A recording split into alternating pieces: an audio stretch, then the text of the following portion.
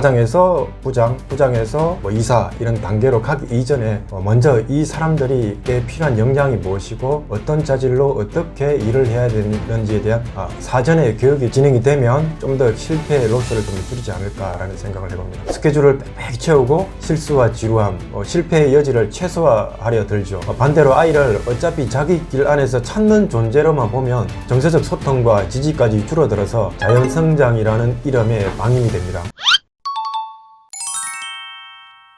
먼저 리더를 더 이상 무대 위 1, 2의 배우로 상정하지 않는 것이 필요합니다. 조직 안에서 리더에게 요구되는 역량은 그 발표력이나 말빨, 카리스마만이 아닙니다. 오히려 팀 내에서 조용히 사람을 연결하고 갈등을 조정하고 성과 구조를 설계하고 구성원의 강점을 발굴하는 능력이 훨씬 더 중요할 때가 많습니다. 그런데 우리는 대회 프레젠테이션이나 타운홀, 영상 메시지 등의 장면에서 리더를 평가하는 일이 많다 보니 잘 보이는 장면에서의 퍼포먼스가 리더십 그 자체인 것처럼 오해하게 됩니다. 이 지점을 의식적으로 교정하지 않으면 나는 사람 챙기고 구조 설계하는 건 자신 있는데 무대에는 못 쓰겠어 하는 이런 유능한 잠재 리더들이 스스로 물러서 버립니다. 그래서 리더의 정의를 항상 말 잘하는 사람이 아니라 사람과 일을 잘 엮어내는 사람으로 정해줄 때 리더 후보군의 저변이 넓어지고 부담은 자연스럽게 줄어듭니다. 스티브 잡스 얘기가 나오면 함께 떠올릴 수 있는 인물이 스티브 워저니악입니다. 둘 다 창업자이고 리더였지만 리더십의 양상은 완전히 달랐죠. 스티브 잡스가 무대 위에서 프레젠테이션으로 사람을 사로잡는 퍼포머형 리더에 가깝다면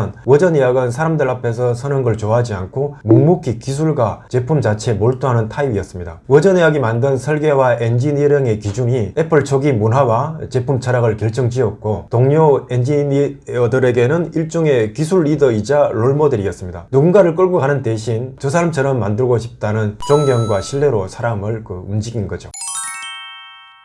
리더가 있는 조직과 리더가 없는 조직의 결과로 보면 성과 차이는 3배 이상 차이가 난다고 합니다. 구글에서도 그런 실험을 한번 했었고요. 그러면 리더에게 지금 필요한 건 무엇보다 환경에 맞춰져 있는 리더십의 환경으로의 전환이 필요한데 지금 웬만한 대부분의 기업 같은 경우는 리더십이 필요한다라는 수준에서 인지할 뿐 그것을 어떻게 육성해야 될 것인지에 대한 진지한 고민은 좀 부족한 것 같습니다. 일부 대기업에서 그런 노력을 하지만 그 외 대부분의 기업은 선언에서 머물 단계에 있고 대부분은 실제 행동으로 옮기지 않는 경우가 많습니다. 그래서 조금 바꿨으면 하는 방향성은 뭐냐면 과장에서 부장, 부장에서 이사 이런 단계로 가기 이전에 먼저 이 사람들에게 필요한 역량이 무엇이고 어떤 자질로 어떻게 일을 해야 되는지에 대한 사전에 교육이 진행이 되면 좀 더 실패의 로스를 좀 더 줄이지 않을까라는 생각을 해봅니다.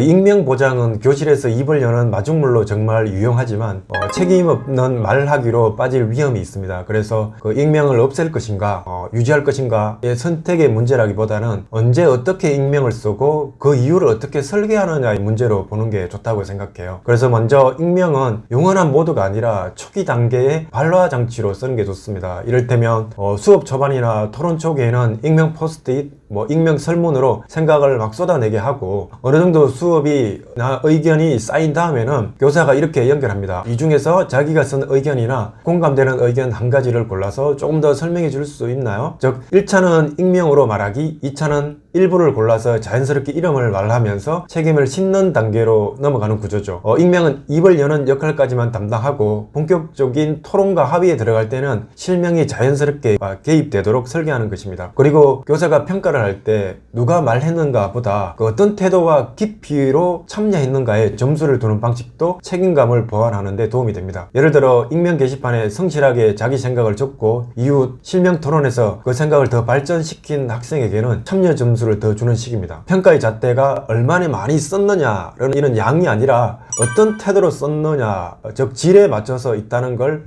보여주게 되면 아이들은 그 익명 공간에서도 말의 무게를 조금 더 의식하게 되지 않을까요? 중상층 이상의 가정에서는 재능개발 중심의 양육 방식을, 노동계층과 서민층의 양육 방식은 자연성장형을 지향하는 경향이 강하죠. 그렇다고 한쪽이 절대적으로 우월하다고 보기는 어렵습니다. 균형의 핵심은 얼마나 많은 공부를 시켰냐 또는 원하는 대로 아이들이 얼마나 따라오느냐 보다 아이를 어떤 존재로 보느냐에서 출발해야 합니다. 아이를 내가 설계할 작품으로 보면 재능개발 중심의 양육은 금세 과잉보로 흘러갑니다. 스케줄을 빽빽 채우고 실수와 지루함, 실패의 여지를 최소화하려 들죠. 반대로 아이를 어차피 자기 길 안에서 찾는 존재로만 보면 정서적 소통과 지지까지 줄어들어서 자연성장이라는 이름에 방임이 됩니다. 그래서 균형 잡힌 양육은 아이를 이미 하나의 인격을 가진 존재이지만 여전히 도움과 보호가 필요한 미성숙한 사람으로 보는 데서 시작합니다. 그러면 그 부모의 역할은 아이를 밀어붙이는 스폰서도 그냥 놔두는 방관자도 아니라 옆에서 환경을 설계하고 방향을 같이 점검해주는 코치가 되어주면 어떨까 생각해 봅니다. 그 공부의 지속성을 본다면 부모가 시켜서 하는 것보다 스스로 알아서 하는 즉 자기주도 학습이 효과가 굉장히 클 수가 있죠. 그래서 자기주도 학습은 일시적인 것이 아니라 지속적으로 자기의 의도대로 계획대로 방향을 이끌고 갈 수 있는 힘이 되죠. 그래서 이 자기주도 학습이 몸에 있게 되면 공부의 틀을 벗어나서 회사에서 취업을 하거나 또 다른 일을 할 때도 자기의 계획대로 성취할 수 있는 그 근원적인 시금석이 될 수도 있습니다. 그래서 부모가 당장의 이익을 취하기보다 장기적인 관점으로 아이가 스스로 할 수 있는 힘을 키워주는 게 무엇보다 중요하다고 생각합니다.